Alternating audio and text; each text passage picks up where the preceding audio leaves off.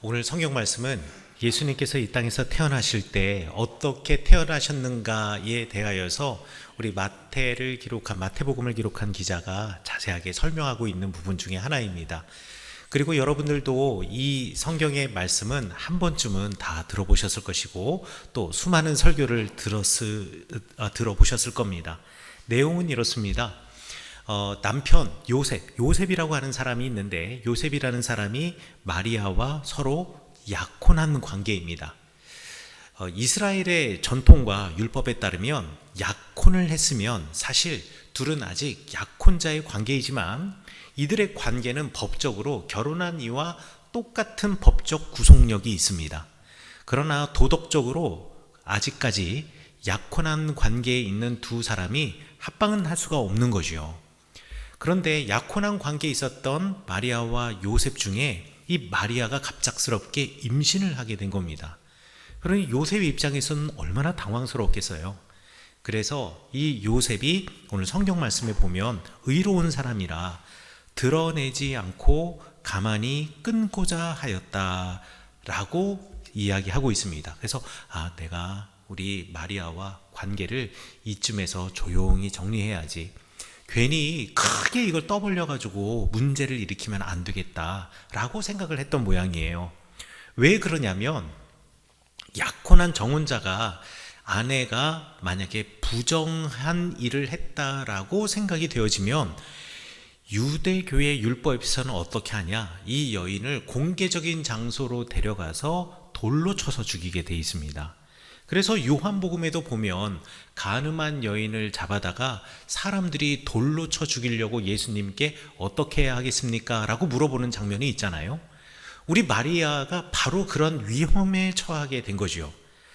그래서 이 요셉은 이 문제를 크게 키우면 안 되겠다, 가만히 이 관계를 끊어야겠다, 이 여인과 관계를 정리해야겠다 라고 생각했을 때 이제 주님의 천사가 현몽하여서, 그러니까 꿈에 나타나셔서 이렇게 말했죠. 다윗의 자손 요셉아, 내 아내 마리아 데려오기를 무서워하지 말아라. 그에게 잉태된 자는 성령으로 된 것이니, 그 여인이 부정한 행동을 해서 지금 수태를 한 것이 아니라 성령으로 된 것이니 아들을 낳으면 예수라 하라. 그는 그의 백성을 죄에서 구원할 자이시니라. 예수라는 말이 지금 우리말 성경에는 예수라고 되어 있지만 그때 당시에는 아람어를 썼으니까요, 예슈아라고 하는데, 예슈아라고 하는 말이 구원하다라는 뜻입니다. 구원하다. 그래서 우리 성경에 보면 호세아도 구원하다라는 예수님과 똑같은 이름의 어근을 가지고 있어요. 여호수아도 마찬가지고. 그래서 구원할 이이심이라, 그러니까 예수라고 이름을 붙이라고 이야기를 합니다. 그리고 이것은 선지자의 말을 이루려고 하는 것인데, 선지자가 말하기를 예언자들이 이미 성경에 기록하기를 뭐라고 되어 있냐면, 보라 처녀가 잉태하여 아들을 낳을 것이요 그의 이름은 임마누엘이라 하리라 하셨으니, 이를 번역한즉, 임마누엘을 번역한즉 하나님이 우리와 함께 하신다라는 뜻이다라고 이야기를 합니다.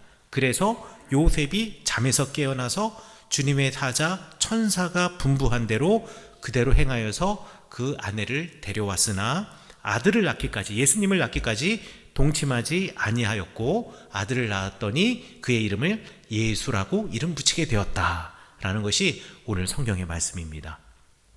오늘 성경의 말씀을 읽으면서 저는 문득 이런 생각을 했습니다. 요셉이 정말 그렇게 의로운 사람이었나? 의로운 사람이라고 이야기를 하고 있는데, 의로운 사람이라기보다는 좀 약간은 비겁한 사람이 아니었을까라고 생각해 봤습니다. 왜냐면은요, 여러분 생각해 보세요. 지금 여성의 입장, 마리아의 입장에서 한번 생각을 해보는 겁니다.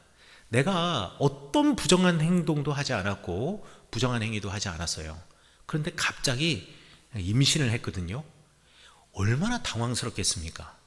이 여인의 입장에서는요, 이 사건 하나 자체로 내가 돌에 맞아 죽을 지금 운명에 처하게 된 거예요.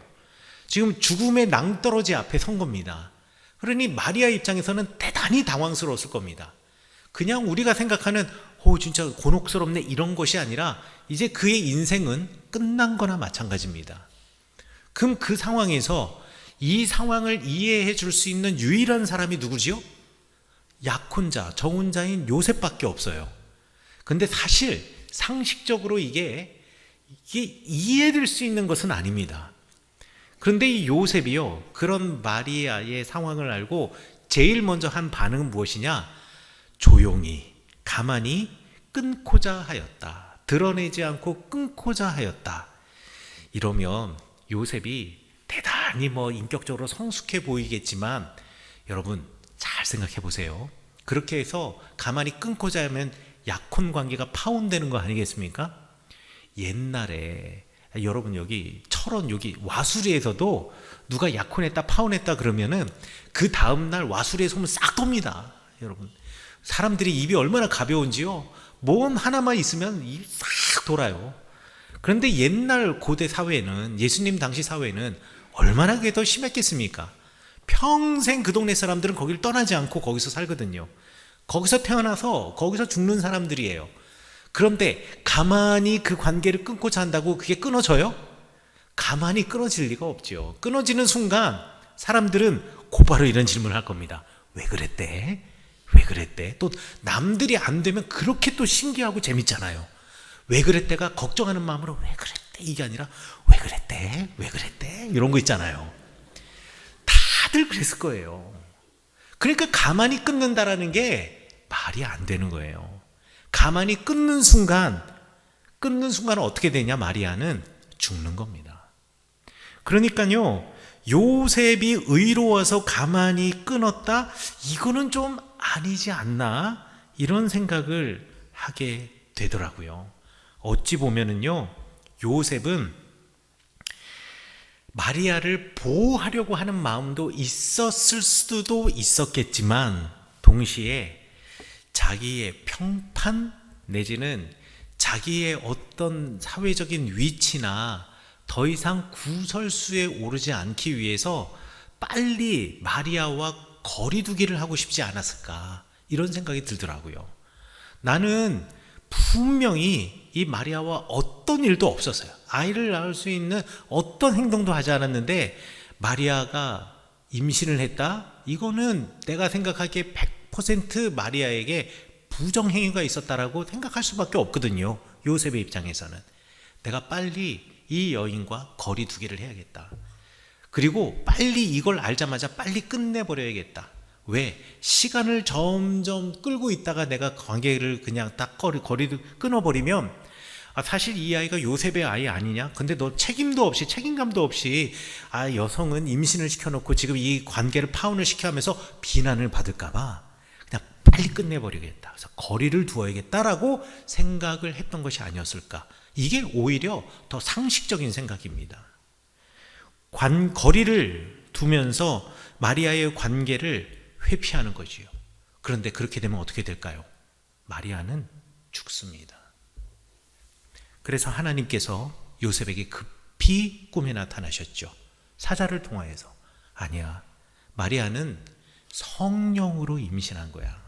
이 아이는 나의 아들이야. 너 나의 아들 키워줄 수 있겠니? 키울 수 있겠어? 너희가 이 육신의 아들의 보호자가 될 수 있겠어? 하나님은요, 요셉에게 꿈에 나타나서 그렇게 물어보시는 겁니다. 어찌 보면 이런 하나님의 모습, 이런 천사의 모습은 마리아에게 정말 큰 위로가 됐을 겁니다.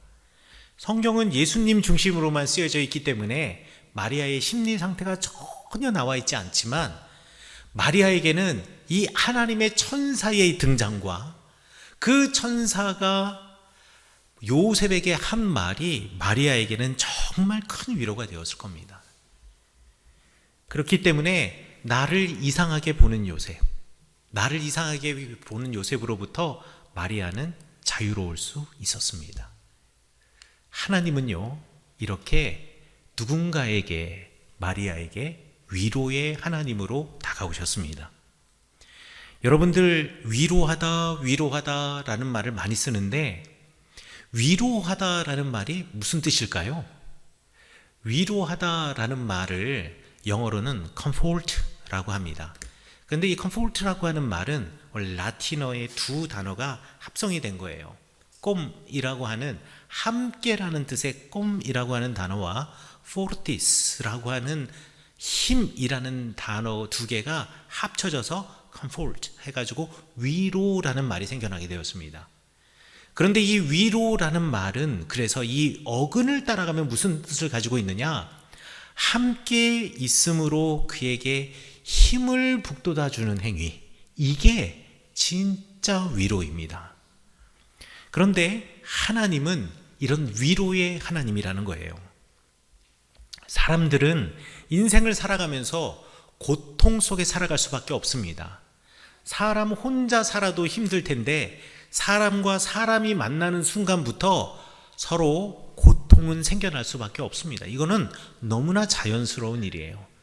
그런데 어떤 사람에게 있어서 고통은 마치 무너진 건물 잔해 속에 갇혀 있는 것처럼 공포이고 두렵고 죽음 앞에서 나를 어쩔 수 없는 상황처럼 내가 느껴지는 고통이 분명히 있습니다.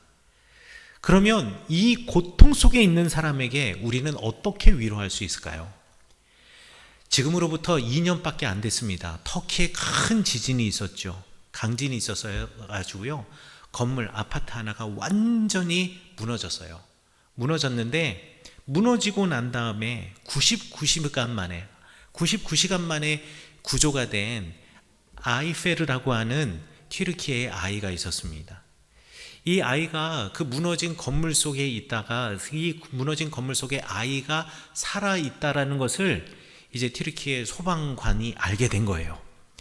그래가지고 어떻게 했느냐, 그 아이가 있는 곳까지 이제 파고 내려가야 되는데, 건물을 잔을 치우고 내려가야 되는데 이게 쉽게 내려가지지 않는 겁니다. 그래서 일단 큰 파이프관 있잖아요. 관으로 그 밑으로 막 내려요. 막 내려가지고 아이 있는 데까지 최대한 이게 닿을 수 있도록 밑으로 관을 이렇게 내려주면서 아이와 그 관으로 대화를 하면서, 그러면서 이제 구조 작업을 하는 겁니다. 구조 작업을 하는데 아이가 있다는 걸 확인하고 거기까지 내려가는데 10시간이 걸렸어요. 10시간 동안 소방관들이 서로 교대해 가면서 아이랑 대화하면서요. 너는 뭐를 좋아하니? 저 아이스크림 좋아해요. 그래, 무슨 아이스크림 좋아하는데? 전 무슨 아이스크림 좋아해요. 그럼 네가 여기서 나오면 아저씨가 이제 곧 들어갈 건데, 곧 내려갈 건데, 아저씨랑 만나면 아저씨가 그 아이스크림 사줄게. 너 무슨 음악 좋아하니? 저는 그 튀르키예 가수 중에 제이넵 바스틱이라고 하는 사람이 있나 봐요. 그래서 저는 제이넵 바스틱의 귤 베아즈 귤이라고 하는 노래 좋아해요. 그래? 그러니까 이 핸드폰에다가 그 유튜브로 그 음악을 틀어놓고 그 관에다 대고서는 아이가 그 음악을 들으면서 그 안에서 기다릴 수 있게 해주는 거죠. 희망을 가지고. 그래서요, 99시간 만에 이 아이가 구출되었습니다. 그런데 더 놀라운 사실은 그 건물 잔해 더미 더 아래쪽에 이 아이의 동생도 있었어요. 그 아이는 101시간 만에 구조가 됐거든요. 그 어둠 속에서, 그 무너진 잔해 속에서 아이가 소방대원과 이야기하면서 이 언니인 아이페르가, 누나인 아이페르가 동생에게 야, 곧 사람들이 올 거야. 너도 음악 소리 조그맣게 들리니? 이러면서 서로 그 어둠 속에서 내가 옆에 있다. 우리 희망이 있다. 이 이야기를 하면서 그 아이도 버텨낼 수가 있었던 겁니다. 그래서 그 동생도 구조가 되었던 거죠. 위로라는 게 뭐냐면 어떤 사람이 어려움이 있을 때 그냥 그 어려움을 듣고 난 다음에 아이고 안 됐네, 그 사람 힘냈으면 좋겠네, 이게 위로가 아니라 그 잔해 속으로 조심스럽게 다가가고 기어들어가서 내가 여기 당신 곁에 있습니다 라고 인기척을 내주는 거, 그리고 내가 옆에 있습니다 라고 말해주고 내가 이제 곧 갈 겁니다 라고 위로 이 말을 건네면서 그에게 가기 위해서 하나씩 그 잔해를 걷어내는 것, 이게 바로 진짜 위로입니다. 당신은 혼자가 아닙니다. 당신 옆에 내가 있습니다. 이게 위로라는 거죠. 구약 성경에서 이런 위로의 가장 대표적인 모습을 보여주는 사람들이 누구냐면요, 욥이라고 하는 사람의 세 명의 친구입니다. 엘리바스, 빌다, 소발이라고 하는 사람인데요. 물론 나중에는 이 친구들이 실수를 하긴 합니다만 적어도 욥기 2장 11절부터 13절, 그러니까 처음 이 세 친구가 욥을 찾아와서 욥과 함께 보냈던 일주일의 시간은 거의 상담학과 심리학의 교과서와 같은 위로의 모습을 보여줍니다. 욥이 자신의 의지와 관계없이 왜 그런지도 모르게 자기가 가지고 있는 모든 것을 다 잃어버렸습니다. 아들도 다 죽고요. 그리고 양과 소떼들도 잃어버리고요. 종들도 다 죽고요. 남는 게 아무것도 없이 자기 홀로 남아있는 것 같은, 물론 아내는 있었지만. 그런데요, 그 가운데도 하나님의 신앙을 잃지 않았어요. 그런데 온몸에 종기가 나고 부스럼이 생기고 너무 힘들게 되니까 그 깨진 항아리 조각, 기와 조각으로 자신의 몸을 퍽퍽 긁어가면서 너무너무 슬퍼하는 겁니다. 그때 욥이 고통을 받고 있다라는 이야기를 듣고 그 욥의 세 명의 친구들이 먼 길을 그냥 멀지 않다 생각하고 곧바로 찾아옵니다. 지금 당장 달려와 주는 그 발걸음, 그게 욥에게 위로가 되었습니다.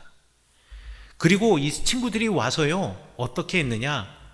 욥이 고통받는 모습을 보면서 자기들이 땅에 있는 티끌을 하늘로 던지면서 슬퍼하는 거예요. 이게 이제 고대 서아시아 지역에서 자신의 슬픔을 표현하는 방법인데, 우리는 슬픔을 표현할 때 막 통곡을 하는데 중동 사람들이나 고대 서아시아 사람들은 자신의 슬픔을 표현할 때 어떻게 하냐면 옷을 찢고 그리고 옷을 던져버리고 땅바닥에 흙을, 이제 모래먼지 같은 흙을 잡아서 하늘을 확 뿌리면서 자기 이제 온 몸이 그냥 먼지 투성이가 되면서 되게 하는 것이 자기의 고통을 표현하는 방식인데요.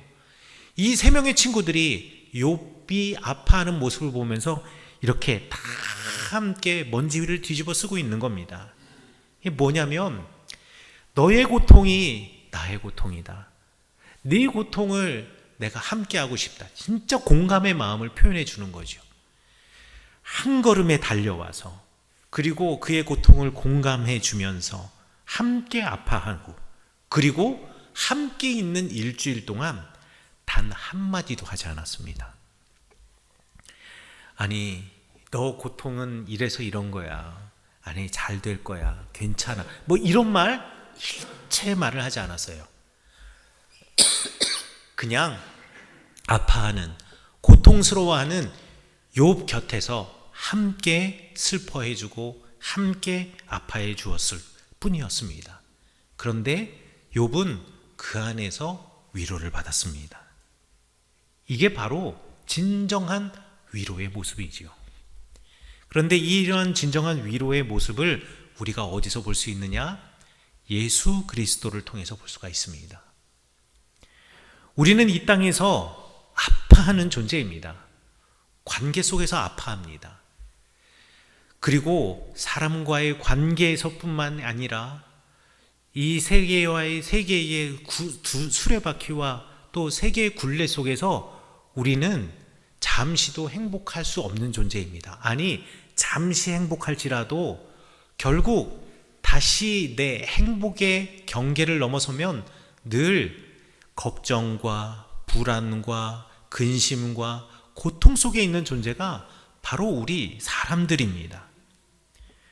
그리고 성경 말씀에 보면 많은 사람들이 너는 부정해, 너는 자격이 없어, 너는 이래서 율법을 지키지 않아, 너는 이래서 하나님의 마음에 들지 않을 거야 라고 하면서 판단하면서 살아갑니다. 늘 비난의 화살과 비평의 화살을 받으면서 살아가면서 위축되면서 살아갑니다. 그때 우리를 만드신 하나님께서는 우리를 어떻게 위로해 주셨을까요? 위로가 뭐라 그랬죠? 함께 아파하면서 함께 있으면서 용기를 북돋아 주는 거라고 했지 않습니까? 하나님이 우리와 함께 있기를 원하셨습니다. 그래서 인간의 모습으로 이 땅에 오셨죠. 예수 그리스도이십니다. 고난의 현장으로 들어오셔서 그래서 부정하다고 여겨지는 사람들과 함께 식사하고 소외된 이들과 함께 대화하고 그의 집에서 잠도 자기도 하면서 밤새도록 이야기하며 하늘의 복음을, 하나님의 말씀을 전하셨던 분이 예수 그리스도이십니다. 그분이 바로 하나님이십니다. 그분이 우리와 함께 계십니다. 그게 바로 히브리어로 임마누엘입니다. 임마누엘 하나님이라는 말은 그래서 위로의 하나님이고, 임마누엘의 하나님은 공감의 하나님이십니다. 진짜 위로자, 바로 우리 하나님 예수 그리스도이시라는 겁니다. 여러분에게도 이 성탄절을 기다리는 대림절 마지막 주간 하나님의 위로가 있음을 믿습니다. 여러분, 세상에 의지하는 것이 아니라 하나님, 나와 함께 계시는 하나님의 위로를 얻으시는 여러분 되시기를 간절히 축원합니다. 뿐만 아니라 하나님이 그러셨던 것처럼 위로는 나의 지혜를 전달하는 것이 아니라 나의 곁을 내주는 것이라는 것을 아시기 바랍니다.